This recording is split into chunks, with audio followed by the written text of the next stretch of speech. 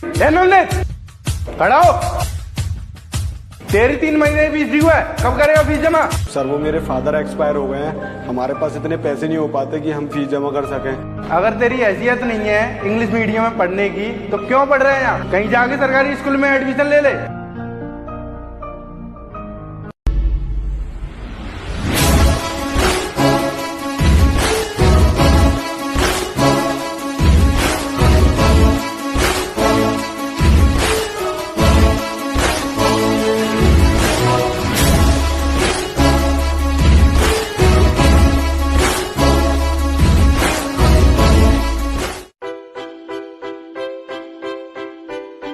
Good morning sir. Good morning, sit down.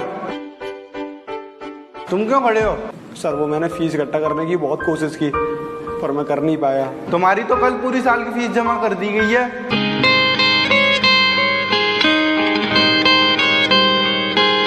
ओ जुदा या खफा खुदा है दुआ ऐसा हो नहीं, खाना पीना साथ है, मरना जीना साथ है,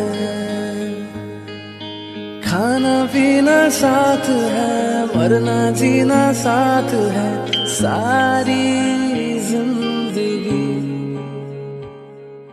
ये दोस्ती हम नहीं तोड़ेंगे, तोड़ेंगे दम मगर तेरा साथ ना छोड़ेंगे। दोस्तों की दोस्ती में कभी कोई रूल नहीं होता और ये सिखाने के लिए कोई स्कूल नहीं होता।